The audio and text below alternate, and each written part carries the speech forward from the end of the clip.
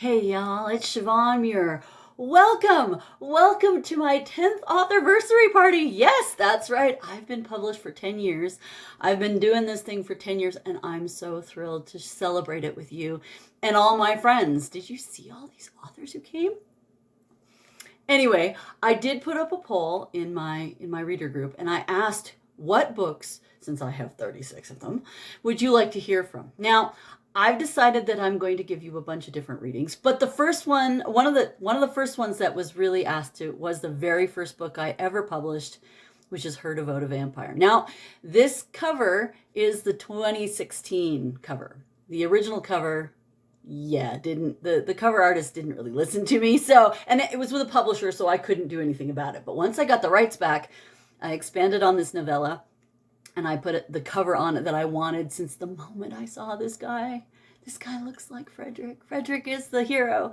Anyway, I thought I would read to you a little bit of this story and let you get a taste of how my voice started off and how it's grown since then. So, with no further ado, Her Devoted Vampire by Siobhan Muir, the 10-year-old book. Chapter 1.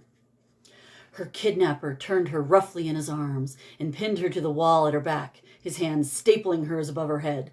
Her nipples grew taut against the hard planes of his chest as his deep brown eyes bored into hers, his scarred face blazing with intensity.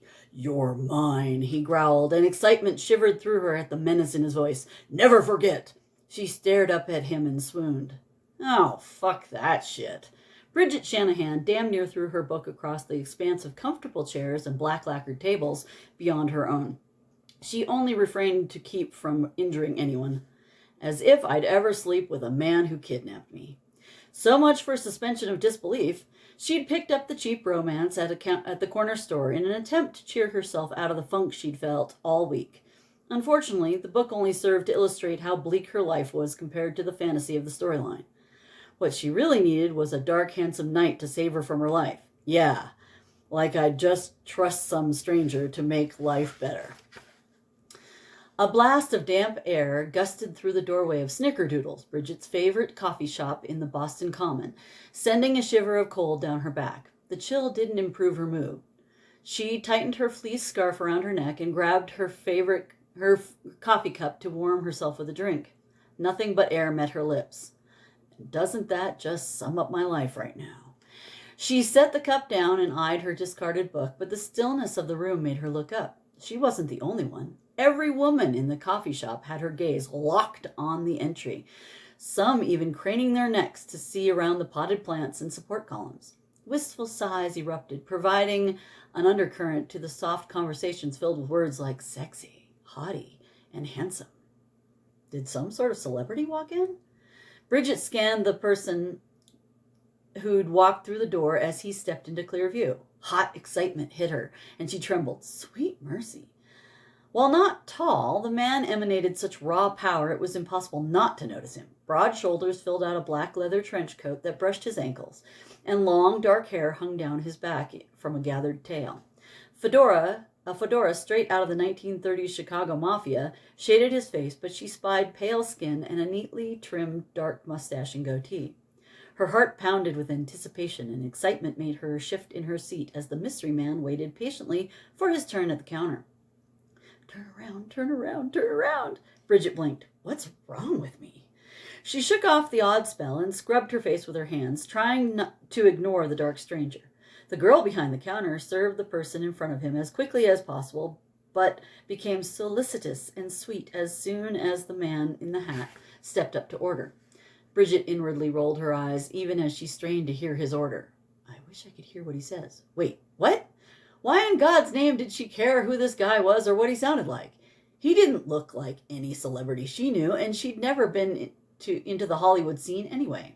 She snorted in disgust and jerked her attention back to her book. She fiercely told herself to read and ignore the guy in the trench coat. It doesn't matter that the story's unbelievable. She managed not to hear what he'd ordered or notice where he sat down. I'm not going to look for him. I am not.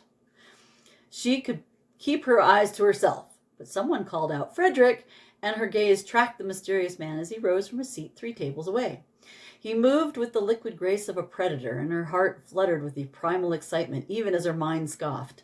The server gave him a dopey smile and held the cup out to him like an offering. He smiled back at her, took the cup, and swept the whole room with his gaze as if searching for something. Please let it be me. Reality crashed into her skull and made her blink. I gotta get a grip on this Miss Lonely Heart trip I'm taking. But she didn't turn her head away. Surprise and an odd recognition skittered through her when his gaze met hers. Eyes as dark as the night sky, framed by long black lashes, sucked her in until she lost track of time. She fell into those eyes, warmth and yearning wrapping around her, promising her comfort to drive away the bleakness. His lips curved into an inviting smile, and he winked, sending her heartbeat into overdrive. I want him. Bridget broke eye contact and gave herself a mental shake. Must pick up my book or go home before I do something stupid. Motion out of the corner of her eye made her turn her head against her better judgment, and the mystery man grabbed his jacket before approaching her table. Mind if I join you? That voice. She'd heard it before, but she couldn't place it, and it did wonderful things to her insides. Yeah, of course. She gestured to the open chair beside her. Thank you. He set his coffee down and settled in his coat over the edge of the chair before sliding into the seat. The book not to your liking? Bridget blinked. What? Your book. You keep giving it dirty looks. I take it the story is disappointing. She grimaced and nodded. Yeah, more unbelievable than anything else. Yet you've chosen a fantasy, no? Even fantasy has to have an element of reality, or there's no suspension of disbelief. She shrugged. Maybe it's because I can't relate to the heroine at all. She seems vapid. Vapid? He laughed in surprise, and it warmed her from the inside out. Excellent word.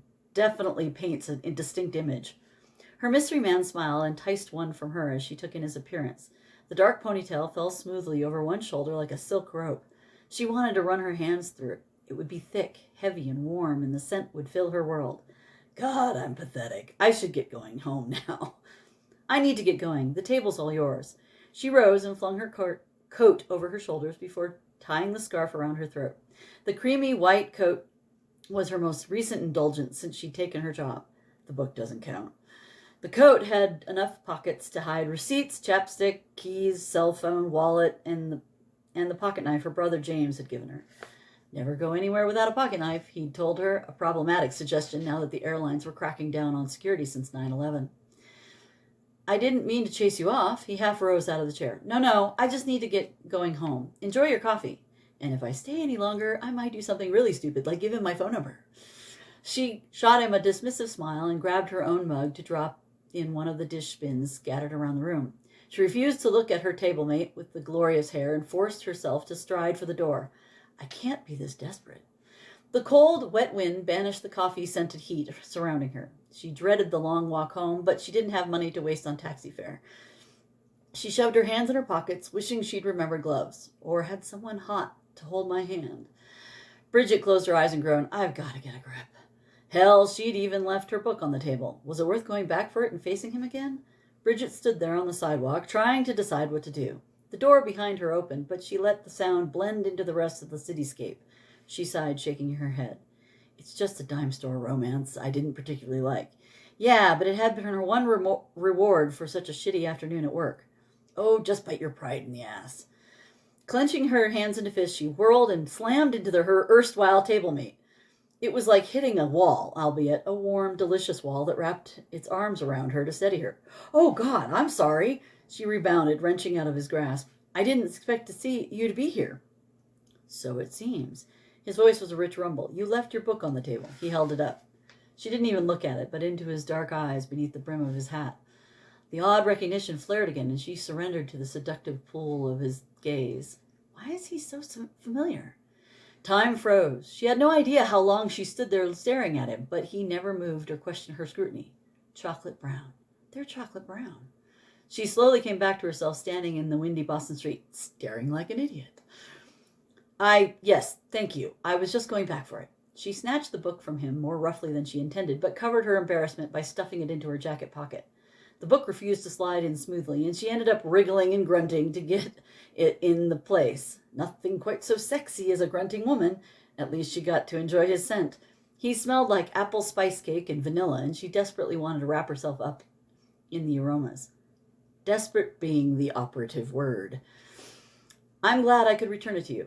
Bridget nodded. Yes, thanks again. Amusement curled his lips into a sexy smile. Were you really going back for it, or you were hoping to leave it there for someone else? She blinked as she tried to catch up with his question. Why wouldn't I go back for it? I seem to recall you weren't overly fond of the storyline or the heroine. Oh, right, she grimaced with chagrin. I wasn't, but I meant to get the book, so thanks again.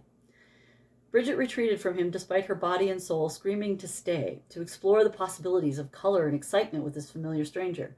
He proved to be observant company, and God knew she hadn't had much of that with the opposite gender. Usually men viewed her as talking boobs to enjoy or too fat to bother. It had been a long time since she met an attractive man who spoke to her like a person.